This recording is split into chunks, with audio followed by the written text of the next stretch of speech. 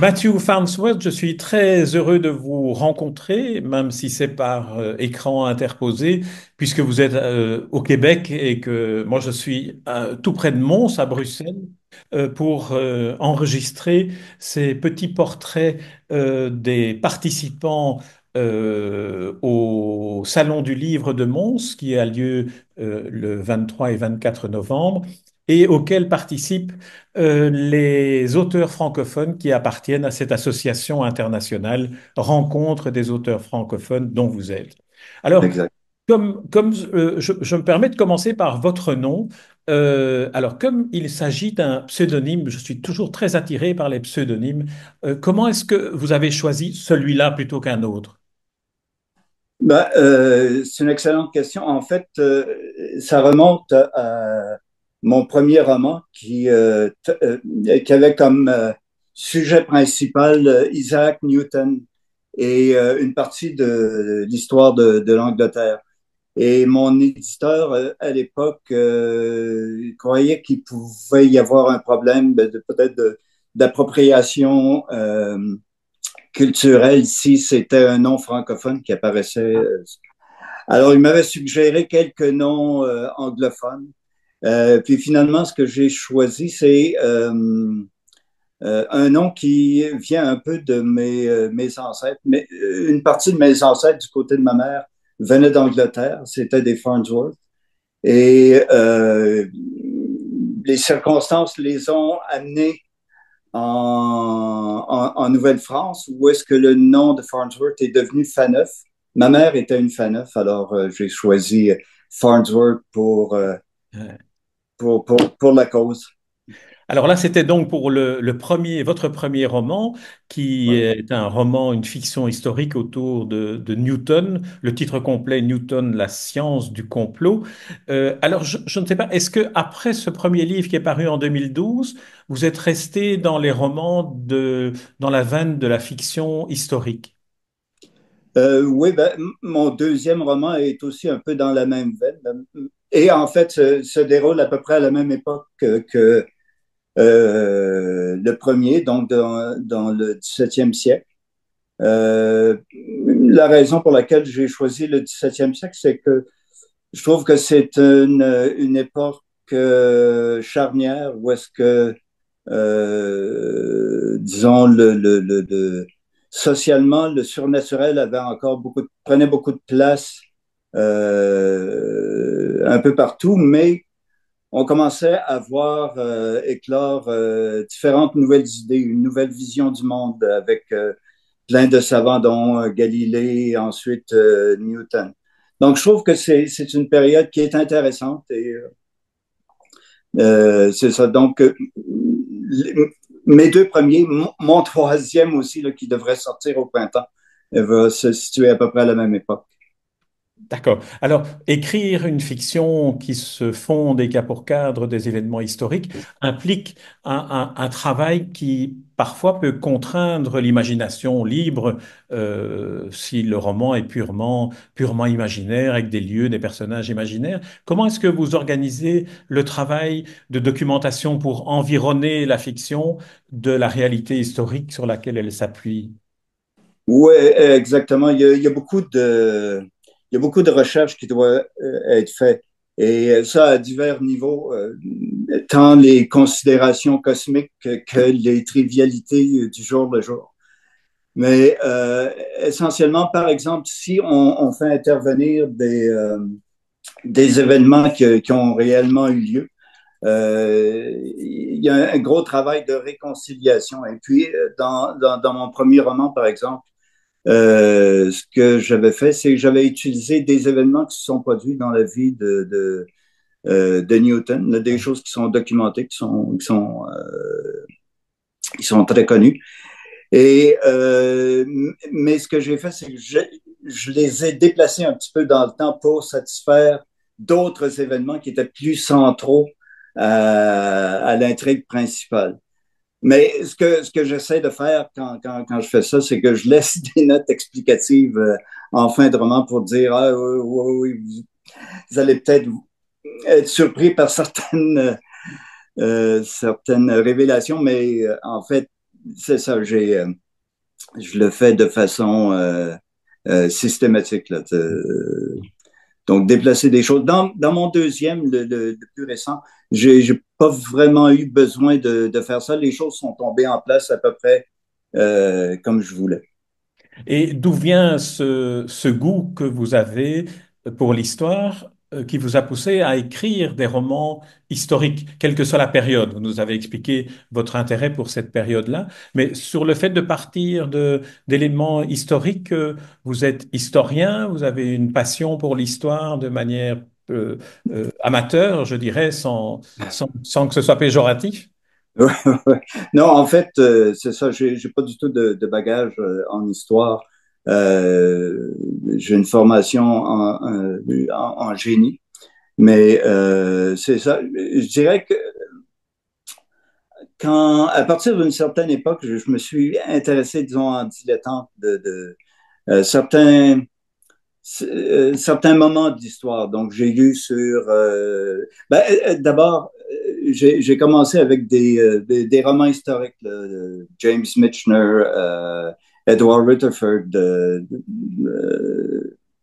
Maurice Druon. Et puis, après ça, j'ai gradué à la vraie histoire et je me suis intéressé à certaines périodes, dont, entre autres, l'histoire de l'Angleterre. Je me suis intéressé aussi, par exemple, à l'époque napoléonienne, la guerre civile américaine, la guerre de Cent Ans, des choses comme ça. Donc, au travers des années, je me suis comme accumulé un certain bagage là, qui ont alimenté mon intérêt pour l'histoire. Alors, quand on écrit des romans sur une base historique, il y a évidemment une recherche à faire sur les grands événements, sur la perspective large, sur les événements historiques, mais il y a aussi, pour raconter le quotidien, pour placer les personnages dans leur quotidien, une recherche à faire sur comment on vivait, comment on mangeait, comment on se déplaçait à cette Ouais. époque-là dans les lieux. Est-ce que ça, ce n'est pas la partie la plus passionnante de la recherche documentaire? Oui, tout à fait, tout à fait. C'est ça. Puis, ça survient à toutes sortes de moments, comme par exemple, aujourd'hui, on arrive dans une pièce, on allume l'interrupteur et la lumière se fait. Maintenant, dans mon dernier roman, à un certain moment donné, le personnage doit se lever. OK, il y a une chandelle à côté de lui, mais il n'y a pas d'allumette, il n'y a pas de briquet. Alors, qu'est-ce qu'il fait? Alors, il a fallu Voilà. que je passe quelques jours à trouver comment les gens. Et puis, c'est ça, il y avait une procédure euh, pour ça. Mais c'est ça. Donc, j'inclus parfois quand ça en vaut la peine, j'inclus des moments comme ça. Par contre, je me suis rendu compte qu'il faut pas trop faire de ce genre d'inclusion aussi dans le roman parce que je trouve qu'à un moment donné, ça alourdit trop le texte et ça peut déranger le lecteur. Oui, Donc, c'est ça, il faut savoir trier. c'est comme un échafaudage. Il faut l'enlever une fois que le, Voilà, le bâtiment est exactement. terminé. On ne doit pas voir. Exactement, exactement. Alors, pour achever en quelque sorte ce micro-portrait de Matthew Farnsworth, j'aurais posé quelques questions plus générales. Si on devait faire votre portrait et remonter à l'enfance, votre portrait littéraire, est-ce que dans l'enfance, les livres avaient une place particulière ou bien non? Ou bien est-ce que vous êtes issu d'un environnement qui ne lisait pas? Non, je crois que dans notre cercle familial, la lecture était quelque chose d'extrêmement important. Puis c'est en grande partie la faute de nos parents ils avaient instauré une politique qui s'est appliquée à tous leurs enfants, c'est-à-dire que à 8 heures le soir, tous les enfants devaient être couchés. Par contre, la lumière pouvait demeurer allumée aussi longtemps qu'on voulait, à condition qu'on lise. Ah, Et bien. il nous alimentait constamment avec des romans d'aventure, des bandes dessinées. Ah, Ben, Tintin, avec vous. Ah oui, oui, bah oui, évidemment. Non, non. et, puis, et puis, évidemment, au bout d'une heure, tout le monde était endormi. Alors, mes parents faisaient la tournée des lampes pour éteindre. Donc, vous ne deviez pas vous cacher sous les couvertures avec une lampe de poche Oh, pas du tout, pour pas du lire. tout, pas du tout, pas du tout, pas du tout. Alors, deuxième question, plus générale, s'agissant du réseau des auteurs francophones, et vous étant canadien, québécois, en quoi, c'est une question évidemment qui a une portée plus grande peut-être pour vous que pour un Français, quelle est la place de la langue française dans votre cœur? Ou plutôt, pour le formuler différemment, en quoi la langue française vous est-elle particulièrement chère au point que vous l'utilisiez pour écrire des romans? Ouais, ben, en fait, je crois que ça fait partie de mon identité. Depuis toujours, je me sers de la langue française pour non seulement pour m'exprimer, mais pour réfléchir. Je crois que depuis toujours, dans ma tête, ça se passe en français. Et puis, c'est un peu normal d'avoir une affection. C'est une affection naturelle qui vient de façon un peu automatique. Il y a eu un problème parce que, par exemple, la littérature, ça a été une vocation tardive dans mon cas. Et puis, j'ai fait mon apprentissage de l'écriture à travers le métier que j'exerçais. Donc, je vais écrire tout plein de rapports. Et l'avantage de cette approche-là, c'est qu'on avait un système très, très sévère de révision des textes que l'on produisait. Donc, ça avait ce bon côté. Mais le problème, c'était plus que des...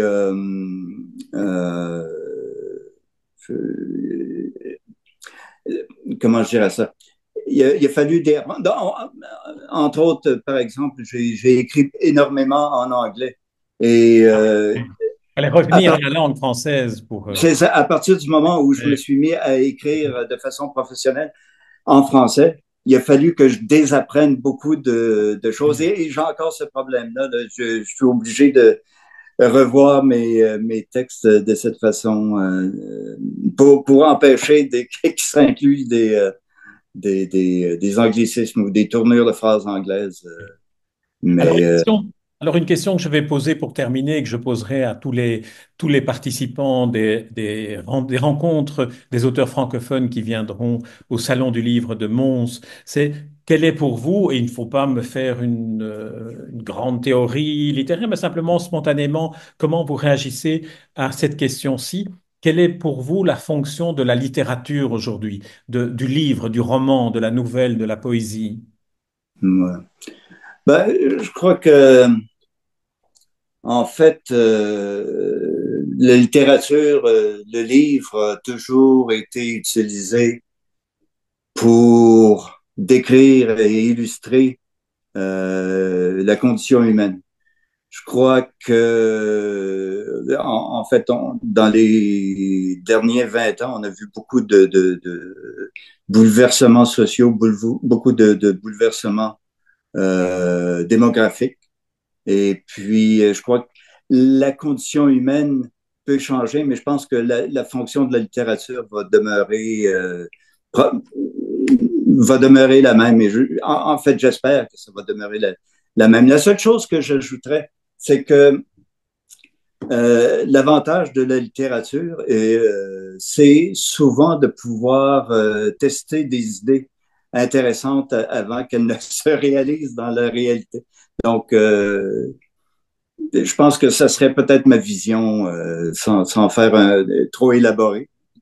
Merci en tout cas, Matthew Farnsworth, d'avoir été le premier à vous livrer à cet exercice d'autoportrait extrêmement volatile en quelque sorte. Et C'est un plaisir. d'ores et déjà, je vous souhaite la bienvenue à Mons dans un mois où nous aurons, enfin, Oui, j'aurai le plaisir en tout cas de vous voir pour du vrai, comme disent les enfants anglais. oui, oui, non, exactement. J'ai hâte de cette rencontre.